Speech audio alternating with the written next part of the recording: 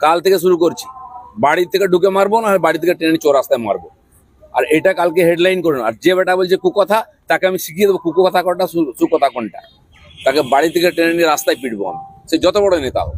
মেজাজ হারাইনি, মেজাজ ঠিক রেখেই বলেছি, যা বলেছি ঠিক বলেছি।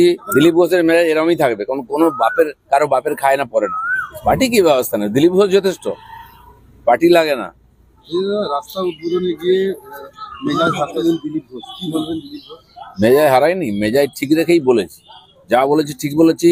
আর আমি খড়গপুরে দাঁড়িয়ে বলে দিচ্ছি, এই ধরনের বেয়াদবি করতে আসে কেউ যে পার্টির, তাকে বাড়ি থেকে টেনে নিয়ে রাস্তায় পিটবো আমি, সে যত বড় নেতা হোক। দিলীপ ঘোষ কারো বাপের খায় না, কারো জমিদারিতে পা দেয় না। সেখানে যদি রাজনীতি করতে হয় ভদ্রভাবে করো, আর নাহলে ছ্যাবলামি করলে আমরাও জানি কাকে কিভাবে সিধা করতে হয়। খড়গপুরটা কারো বাপের জমিদারি নয়। দিলীপ ঘোষ পাড়ায় পাড়ায় ঘরে প্রত্যেকটা লোকের সুবিধা জানে। যে লোকটা চেয়ারম্যান থাকতে কিছু করেনি, এত বছরের কাউন্সিলর কিছু করেনি, এমএলএ থাকতে কিছু করেনি, সে বলছে আমি রাস্তা বানিয়েছি। আর বোর্ডে লেখা আছে অনারেবল এমপি দিলীপ ঘোষ। মানুষ কি ঘাসে মুখ দিয়ে চলে নাকি? বেহায়ার মতো মিছিল করছে ওখানে গিয়ে। আরে দম থাকলে ট্রেনটা করে দেখা, দিলীপ ঘোষ রাস্তা করে দিয়েছে। দাদা, এই মেজাজে কি দিলীপ ঘোষকে দেখা যাবে? দিলীপ ঘোষের মেজাজ এরমই থাকবে, কারো বাপের খায় না পড়ে না, কারো এক কাপ চা চেয়ে খায় না। না নেবো না দেবো না, কিন্তু কাউকে ছাড়বো না। পার্টির পক্ষ থেকে কোনো ব্যবস্থা নেওয়া হবে কালকের ঘটনা? কার বিরুদ্ধে?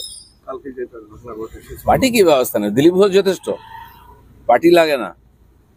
আর এখানকার কর্মীরাই যথেষ্ট। আর যদি টিএমসি মনে করে এই রাজনীতি খড়গপুরে শুরু করবে, কাল থেকে শুরু করছি, বাড়ি থেকে ঢুকে মারবো না বাড়ি থেকে ট্রেনে চৌরাস্তায় মারবো। আর এটা কালকে হেডলাইন করুন। আর যে বেটা বলছে কুকথা, তাকে আমি শিখিয়ে দেবো কুকথা কোনটা সুকথা কোনটা। বেশি ভদ্রলোকে দেখাতে যান না যেন। রাজনীতি করছি শত্রুদের বিরুদ্ধে, যারা লেজ গুটিয়ে বাড়িতে বসে থাকে বোর আঁচলের তলায়, তারা আমাকে সার্টিফিকেট দিচ্ছে। জীবনে বাড়ির বাইরে কোনো বেরোলেন, চমকে দিলে পেচ্ছাপ করে ফেলে, তারা আমাকে সার্টিফিকেট দেয়। আর দিলীপ ঘোষ এই মেজাজে রাজনীতি করবে যতদিন করবে। রাজনীতি ছেড়ে দেবো, মেজাজ ছাড়বো না বলে দিচ্ছি। শাসক দলের দ্বিপক্ষীয় গোষ্ঠীদ্বন্দ্বে ধন্যুমার কাউন্সিলরকে লক্ষ্য করে জুতো ধার ধাক্কা উত্তপ্ত নদিয়া যশোর পুরসভার 18 নম্বর ওয়ার্ডে। মুসল পর্ব শুরু হয়েছে টিএমসিতে, পঞ্চায়েত, মিউনিসিপ্যালিটি, সব জায়গায় পার্টির মিটিংয়ে মার পিট, চুলোচুলি, শেষ পেয়ে গোলাগুলি।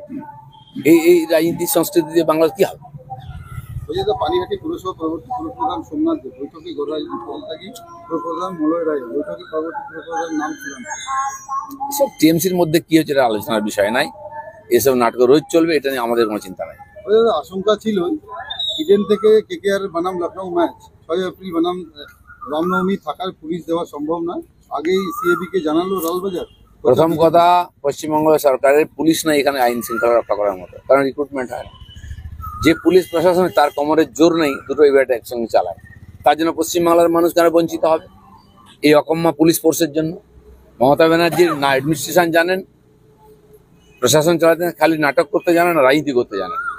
তো কেকেআর এর খেলা কলকাতায় হবে না, সমস্ত টিমের হোম গ্রাউন্ডে খেলা হচ্ছে। কেকেআর এর কেন পিছিয়ে দাও? আমরা তো বলেছি না, ডেটটা পিছিয়ে দিন। একদিনে 2-3টে ম্যাচ হতে পারে, বিভিন্ন গ্রাউন্ডে হচ্ছে, এখানে কেন অসুবিধা হয়েছে? আপনার কোনো যোগ্যতা নেই কিছু করার, তাই বাংলার মানুষকে বঞ্চিত করছেন ক্রিকেট থেকে। ইডেন গ্রাউন্ড হচ্ছে ক্রিকেটের স্বর্গ, সারা বিশ্বের খেলোয়াড়রা এখানে খেলতে চায়, আমরা এখানে খেলা দেখতে চাই। কেন বঞ্চিত করা হচ্ছে বাংলার লোককে? বলুন, এই জবাব দিতে হবে।